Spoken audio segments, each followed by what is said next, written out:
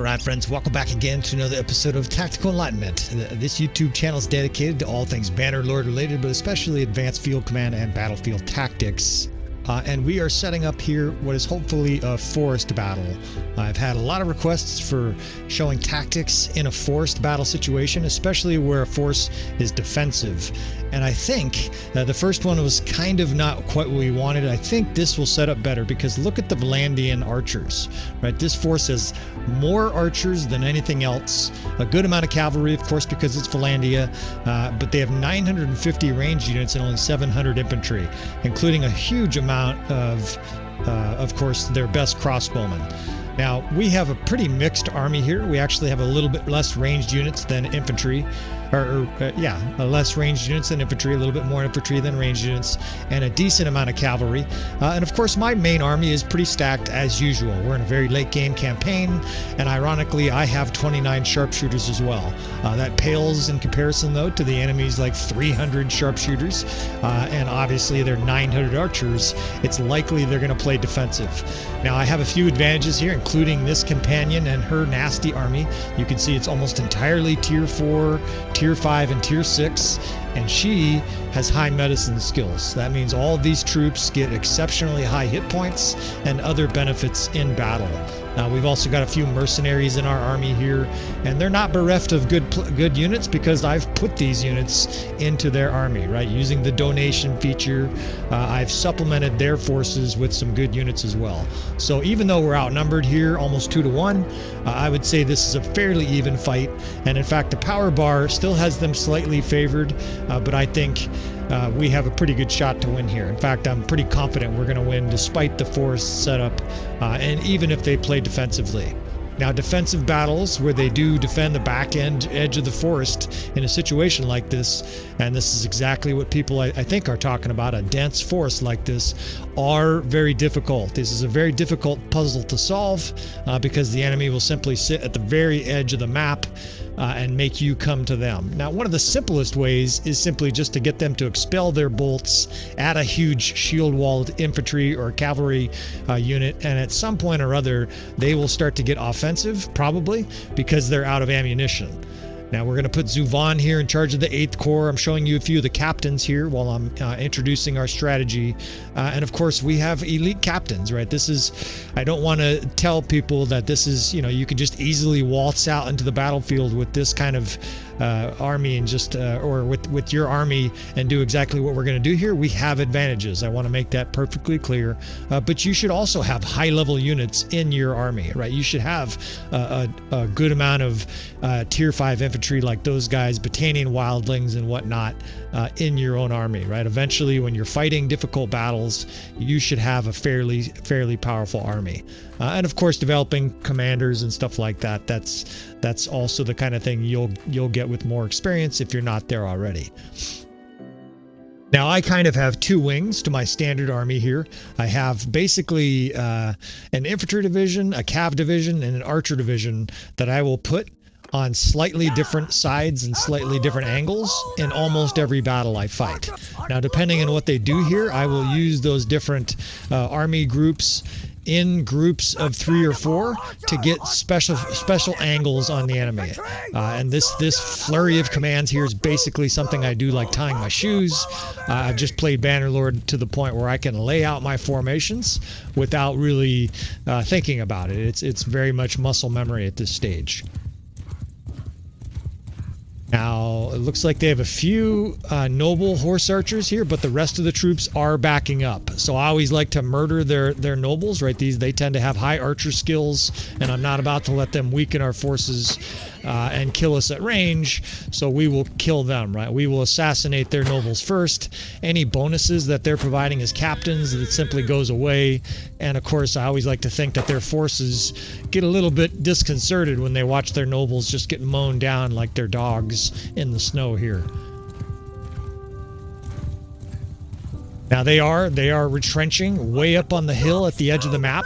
Now there's a couple of concerns I have. The first, of course, is we're outnumbered. The second is the range. Well, there's three concerns. The range of the sharpshooters will exceed our range, right? So we want to approach from a careful angle, and we're going to try this side here, kind of getting to the edge of the map alongside the enemy. But the third concern is the greatest concern. This is a very large battle, 1,300 plus against 2,200 plus. And we are not going to be able to destroy this force, obviously, with our main first group of troops. We will get reinforcements, and unfortunately, they will come way behind us in this battle. So, one of the things I want to do is make sure that the enemy reinforcements that are popping up as they pop into the map don't come up behind us and separate us from our own reinforcements. That's the easiest way to lose this battle. And unfortunately, because the enemy is pulling us to them, it's very likely that reinforcements from the enemy are going to pop up in spots that we will find unpleasant. That's the best way to describe that. Now they're charging with some cav here, but I usually find these are sort of feint attacks. They'll rush up, they'll show a lot of bravado, a few of their guys will get destroyed, and then they tend to retreat. They tend to be very short, sort of almost like a fake charge. And indeed, almost as I'm talking about it, they pull back, right? Now, of course, they just saw like 10 banner knights get a javelin in the neck. That would change my mind too, but that's not the reason they're doing it. It's just the cycling of the AI charge. They will pull back. You can pretty much count on this behavior most of the time with the AI. Now we're in range of their crossbow bolts, so I've got to be a little bit wary that the bolts are going to start raining in here, but our units are behind a shield wall. They're behind actually 2 shield walls, and we're going to deal with these cav as they continue to sort of fight our forces here. In a perfect world, we can get the enemy to charge us. If you kill enough of the enemy troops, they will, at least the infantry, will abandon its defensive position, and we'll be able to destroy that and then deal with the crossbowmen later. Now for defense here, I have 2 different cav lines in a shield wall, right? That's the 3rd Corps and the 2nd Corps are both in shield wall. Now I fucking hate moving around these forest maps just like everybody else. There's no secret to it. You fucking run into trees. It messes with the UI, your commands. Telling units to go into certain places is more difficult. But I still think that we can execute tactics here and demolish this force. It's very difficult to tell sometimes what's going on, so I will use that tab button a lot. I can see they have cav right up here against our cav, right? That's what those numbers mean when they have their red horse right next to ours. And I don't see any infantry close, at least yet. So what we're going to do if and when infantry approach us is we're going to flank and envelop them. I've got the 8th Corps up here, the 6th Skirmishers, and the 1st Infantry is facing the enemy. We will simply move to the enemy's left and circle them. In other words, move kind of quasi behind them.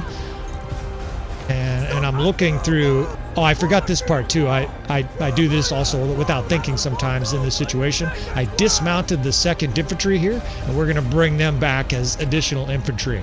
I will either use them, depends on where their infantry comes up. I will either use them offensively as a line of infantry pouring in.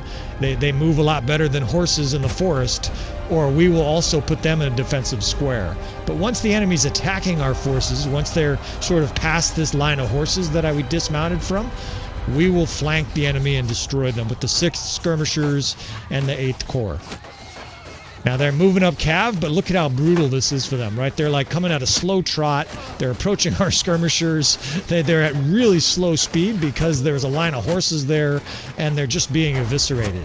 I think behind them is the infantry. I can't see. Yeah, here they come. The infantry's behind them, so we're going to bring these units back. I got the skirmishers there.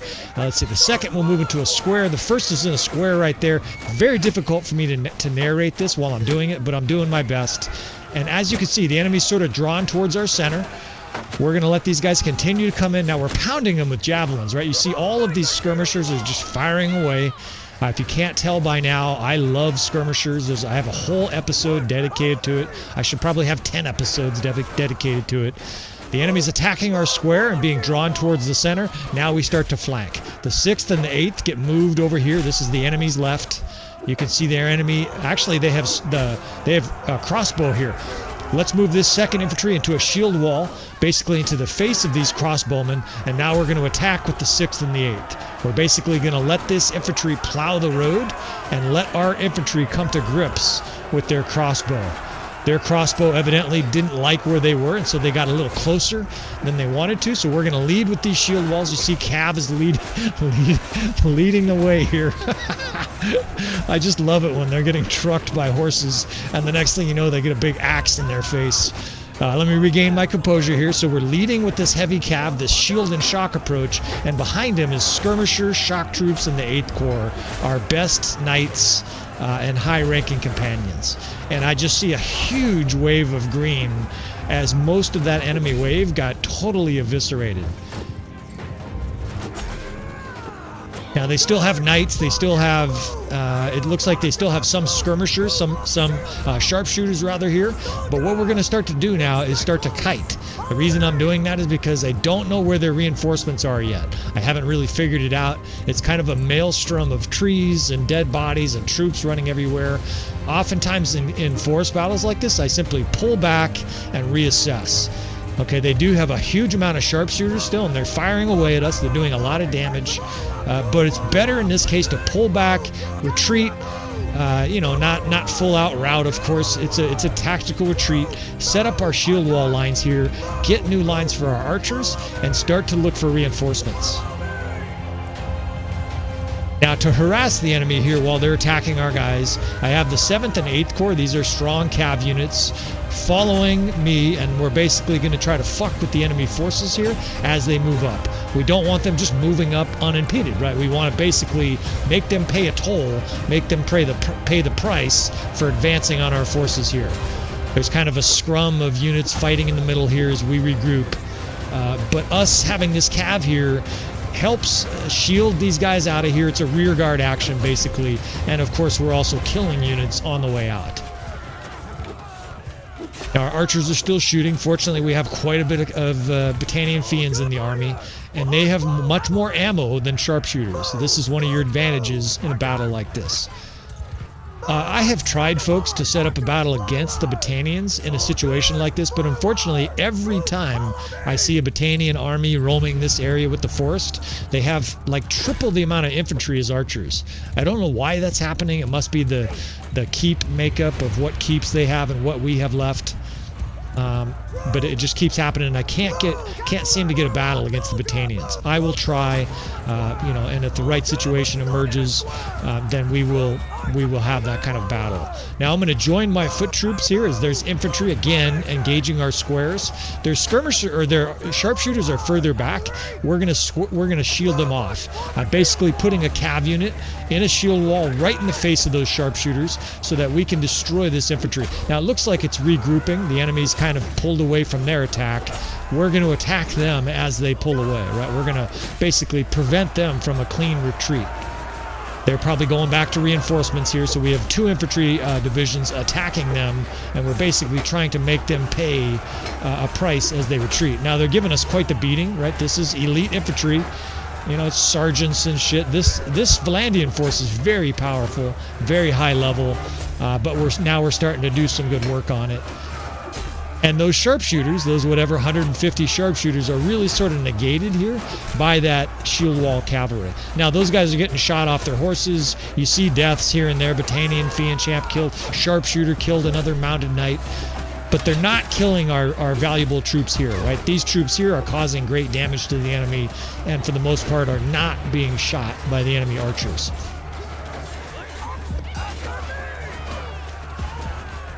Now, we're starting to really get laced by the sharpshooters. I'm watching the death spam, and I see the bolts flying in here, so we're going to pull over this next ridge. You see how there's a little ridge here that I'm standing on?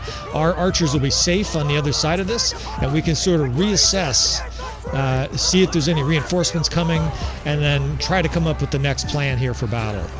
Yeah, you can see they have a huge amount of sharpshooters there. In fact, look at the death spam, right? They're shooting us on the way out.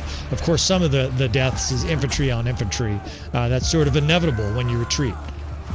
You can't be afraid of that as the battlefield commander, right? If you panic every time you see a bunch of red up in the right-hand corner, trust me, I'm an older guy at this stage. I know very well you never make good decisions when you're emotional. When you're panicking, you're going to make bad decisions. So just take a deep breath. Understand you're going to suffer some losses, but stick with your plan. Again, their cav here is trying to harass us as we pull back. But again, the death spam has turned green, and that's usually what happens. If you stick with your plan, the stock analogy works very well. When stocks are selling, you want to be the guy buying. You don't want to be. If you don't know what I'm talking about, I guess I'm a little bit over the head of some people with some investing advice, but it's an analogy here. When there's blood in the streets and people are selling on Wall Street, you should be buying, right? You should be looking for opportunity. You should be trying to acquire stocks, not sell stocks. You basically let everybody else panic and make money from their fear. All right, we're developing whole new lines here, and again, there's going to be death spam because we're pulling back. As these guys pull back, they're getting shot, right? They're getting shot in the back. These horse archer fucks are harassing them. They have archers moving up aggressively, but these guys are about to get a very rude awakening. I think we got reinforcements in that flurry of units. Yeah, we do. They're coming from way over on the other side there, and I'm going to start to divide these units. I have a huge amount of archers in the 4th Corps, and I don't have any units in the 2nd or 3rd. So we're going to start filling out these units, basically adding units to the 1st Corps. Now the 6th and the 1st are kind of back to where they were when I started this battle. And these archers here, this is 136 archers in the 4th Corps. For now, we can leave them, but I think eventually we will reform those. Now, more death spam, right? The enemy's continuing to pursue us here. There's a huge line of fuck infantry attacking our guys here. And unfortunately, my reinforcements are so far away, they can't really help. So I've got an idea here.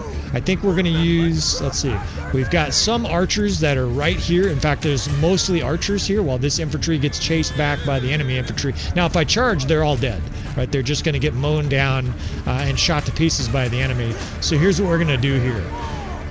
I'm going to bring up archers. I've got a cav division kind of protecting us a little bit from their ranged units, but we're going to attack this fuck infantry line here with archers. This is a total role reversal, right? This is like your girlfriend paying the check. We're going to basically drag this infantry back, and then we're going to charge with all of these archers. There's like 140 archers here. We tell them to follow me, hold arrows, and charge. And this infantry line, we're actually going to put in a square and move off to the side. And then all these fuck Valandians that are attacking him now get rushed by archers. Fuck you, Valandia. And look at the death spam, right? Even though that's archers, they just mauled the enemy infantry. Our square is holding out pretty well, and suddenly the shoe's on the other foot. All right, so they have a ton of archers here facing us. Let's move up shield walls. Let's get cav and shield walls up here. Let's get infantry and shield walls, and we're going to press in on them. Their forces are now divided and split up. Ours are now all together here, right? It's time to maul these guys. This is a situation, frankly, where F1 and F3 is totally appropriate. We're going to do it strategically, though. We're leading with shield walls, and now we're just going to wade in with fucking this shock troops, continuing to move the shield wall ahead of us. It's just shield wall cavalry. Lead the way, boys. We'll do the rest.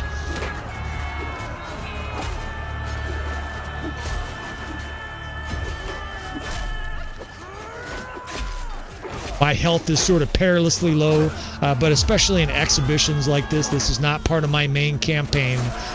We don't really give a fuck. Now, I'm not going to just get dropped, but I'm definitely fighting a little bit more recklessly than I would normally. Now, I've called a cav unit in because I want a horse. So I've called the 8th Corps in. We'll have these guys dismount, and I will just steal a horse. It's a nice, easy way to get a horse if you're in a situation where you want to reassess what's going on. Then I can just tell those guys to remount and charge, and they're right back in the battle. Do some division here. These archer groups, they get really unbalanced in long battles like this. Let's see where the enemy is. They have a huge amount of archers still. I don't know where their archers are, but we're going to try to spread ours out right over the top of this ridge. No, we're not. The enemy archers are right there. Okay, this is a charge situation. We need to charge with infantry and charge with archers. Now, the command is charged, but they will shoot if they still have ammo. The next thing, of course, we're going to do is we're going to move shield walls. Our cav is greatly diminished, but we'll still move our cav wall right in front of these crossbowmen in a shield wall, and that'll let our infantry get up here and start mauling these guys. Of course, I can go through and cut down some guys with my axe, help this guy out here. Fucking assholes.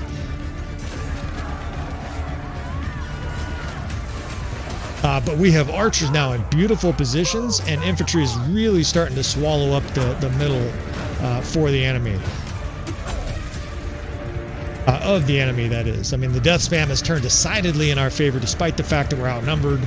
And of course, at this stage, we probably have higher quality troops because we've given the enemy such a beating so far. All right, I've got a huge amount in the 1st Division. That's infantry coming in as reinforcements. They're so far away, though, I don't even know if they're going to reach this. So let's get aggressive with the forces we have here. Let's send in these infantry divisions, and we're going to move forward here to see what we can do. Those archers there have a great position on the enemy. Our infantry here in the center is making a push. We're going to join them.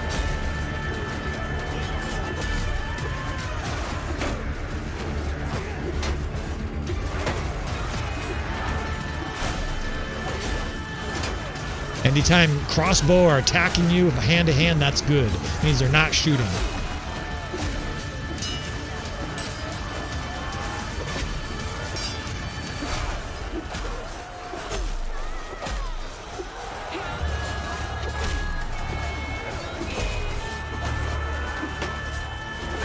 Now this 1st infantry has finally reached us, and they're starting to drive in on the enemy too. They're kind of half in between. There's actually enemy forces behind them and in front of them.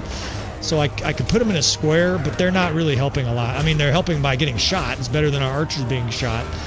Infantry is always stronger than archers, pretty much, but it's not a great position for those reinforcements. This is just a feature of the game in huge battles. Unfortunately, the AI system with reinforcements is, I wanted to call it suboptimal. We'll just call it dumpster fire. That's all it is, folks. It puts your guys sometimes behind the fucking enemy. And I don't mean in a good way, like if the enemy's rushing you, it'll put your reinforcements on the other side and you get divided. It's like it's listening to Caesar. Oh, divide and conquer. I'm supposed to divide. No, you're supposed to divide the enemy, you fuck. But that's what we have, and you do the best you can. This battle, I think, is over, though. I'm looking at it, and the death spam, a lot of their units are very low level. Our archers are static, and they're now coming towards us. The enemy's attacking us. I think that's happening because... Well, actually, I don't know why that's happening. Maybe it's because we have more ranged units. These are low-level crossbow, so I just have a cav division following me, and we're just going to run some of these guys over. The death spam is incredibly in our favor at this stage. We've got infantry rampaging through here yelling. Our archers are just lighting up everything that moves. There's like 1 death in every 10 allied deaths. Even though we're outnumbered here and it's a hectic forest battle, this has been a beating. Again, I'm not known for my caution, especially in an exhibition like this, so we're just gonna weigh in. We're gonna wade right in here. I'm not just gonna watch my guys get brawled, and they're fighting weaker troops here. I've got no qualms about just fucking wandering in here. If I get dropped, I get dropped. But this battle at this stage is over. It looks like we just got another wave of reinforcements. I would bet we still have 500 or 600 troops out of our original 13. And you know, if you get dropped in a battle like this, it's just par for the course. These huge long battles like this is very hard to survive. In fact, I get shot in the neck. The animation's great. Who else can we take here? Here, Gweth is perfect. This guy's like the main character's sister or aunt or some shit like that. She's related somehow. She has no arrows left, but she has 330 two-handed skill, and she's going to be able to help cleave a path here as this episode concludes. I mean, when I was playing originally, a lot of my videos, I would use half damage and a quarter damage, you know, because of these battles, these epic half-hour plus battles. And this isn't even a long battle, folks. We have way longer battles than this in our main campaign. Look at her just literally carve a hole through the enemy. I mean, this gal, if she was on Tinder, it would be lit up. She is one fucking hot, mean mama right here. Actually, she's not a mama, so she's available, fellas. Anyways, so I would play with like a quarter damage or half damage. Motherfucking horse got in my way. And I didn't get ridiculed, but guys would be like, fuck, man, I'm out. I'm not watching your video because you're playing with a quarter player damage. I'm like, dude, it was a battle of 4,000 versus 3,000. Give me a break here. Anyways, I digress. So, you know, we suffered 600 losses, give or take. But that means, what do we have? Like 700 guys left, and we dropped almost 2,200. I'll take that any day, especially outnumbered against a defensive opponent. Right? This is a very difficult battle. It's very messy. The reinforcement location is dog shit, dumpster fire bad. But ultimately, success here is success. Now, this is a good example of tactics in the forest, right? There was definitive tactics there. I won't try to enumerate them all. Of course, if you watch the episode, you're pretty familiar with what I did. You know, some guys tell me they come back and they watch it later on. I'm just going over who killed who. The line breakers did massive damage. The sharpshooters did really good damage against, ironically, enemy sharpshooters. But overall, it was a pretty balanced effort. Zuvan didn't kill, you know, half a thousand people. So it wasn't like his performance here was off the chart, unbalancing the battle. Obviously, he did some major damage, but ultimately, I think this was a good example of tactics in the forest, and hopefully that helps some of you fellas. Those of you that are struggling with it, hopefully you can watch this video. You can watch a few of our other videos on tactics, and it really starts to make a difference for you. That's my number one favorite comment. Is when guys tell me that all of a sudden they're starting to roll up the enemy, you know, 3 weeks after watching videos on our channel. That's absolutely music to my ears. So if you want to see more, friends, you want to subscribe, please comment and ask questions, all that kind of good stuff. Make fun of my bad archery skills, whatever you want to do, friends. I'm all about it. And I will see you, friends, next time.